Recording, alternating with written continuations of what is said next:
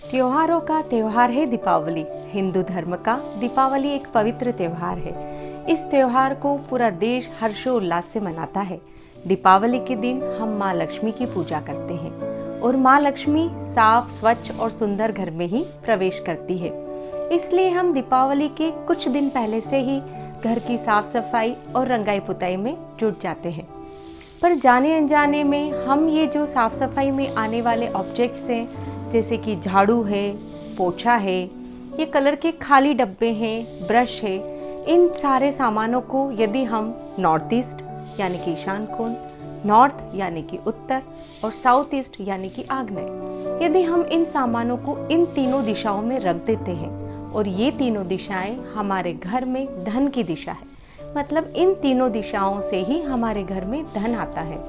यदि हम इन ऑब्जेक्ट्स को इन दिशाओं में रख देते हैं तो जाने अनजाने ये हमारे धन की सफाई कर देते हैं। इसलिए इस दीपावली इस बात का हम विशेष ध्यान रखेंगे कि ये सारे जो क्लीनिंग ऑब्जेक्ट्स से इन तीनों दिशाओं में नहीं रखेंगे।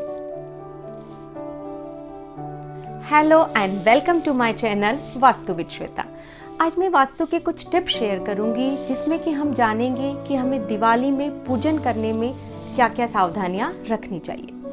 टिप नंबर 1, इस बार हम लक्ष्मी जी की स्थापना में विशेष ध्यान रखेंगे कि हम लक्ष्मी जी की खड़ी प्रतिमा नहीं लाएंगे, क्योंकि लक्ष्मी जी वैसे ही चलायमान होती है और यदि हमने खड़ी प्रतिमा रखी तो लक्ष्मी जी हमारे घर में ज़्यादा देर नहीं रुकेगी और चले जाएगी।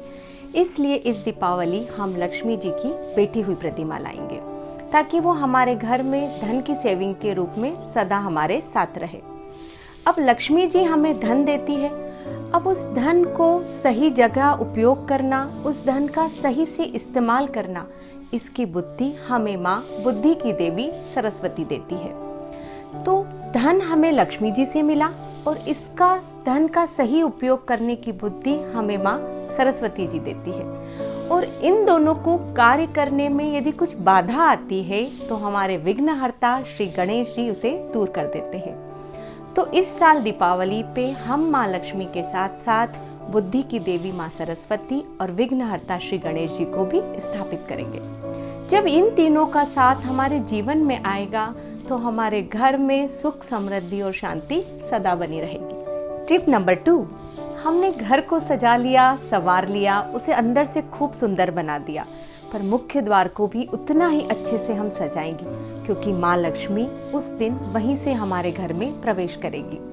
मुख्य द्वार पे आप बंधनवार लगा सकते हैं, उसे फूलों से सजा सकते हैं, घर के बाहर रंगोली बना सकते हैं, लेकिन इन सब को करने के लिए हमें एक विशेष बात का ध्यान रखना होगा कि जो हम घर में जो आम के पत्ते और फूलों से बंधनवार बनाते हैं वो तो बहुत ही अच्छी होती है, लेकिन यदि हम मार्केट से खरीद के लाते हैं तो उसमें हमें विशेष ध्यान रखना होगा कि उसमें गणेश जी कहीं लटके हुए ना हो, क्योंकि गणेश जी दरवाजे पे लटकाने के लिए नहीं होते बल्कि उनका स्थान हमारे घर में मंदिर में होता है। तो इस वक्त हम खरीदते वक्त ये चीज़ का हम ज़रूर ध्यान रखेंगे।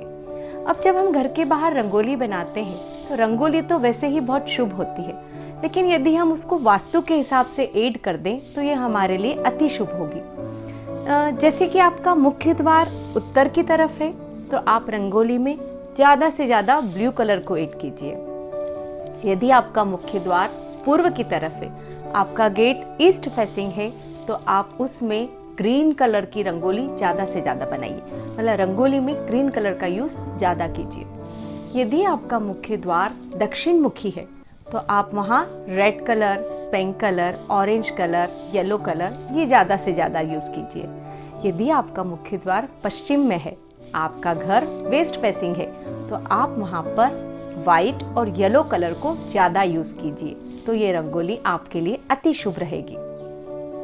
टिप नंबर 3, दिवाली की पूजन के समय मुख्य द्वार की जो चौखट होती है उसके दोनों ओर चंदन और सिंदूर से मिक्स करके एक तरफ लाभ और एक तरफ शुभ लिखिए।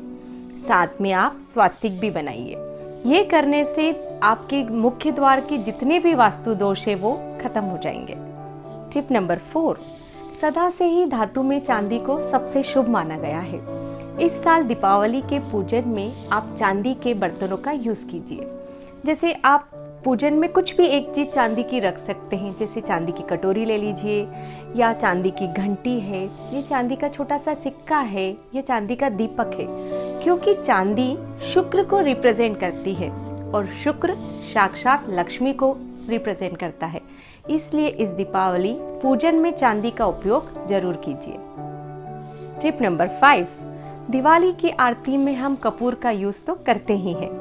आरती करने में जब हम कपूर का यूज़ करेंगे तो कपूर के साथ हम उसमें लौंग भी डाल देंगे, क्योंकि कपूर और लौंग जब एक साथ हम आरती के लिए जलाएंगे तो उसकी जो खुशबू आएगी वो पूरे घर की जो भी जितनी भी नेगेटिव एनर्जी से उसको वो एब्जॉर्ब कर लेगी और आपका घर का वातावरण एक पॉजिटिव बन जाएगा।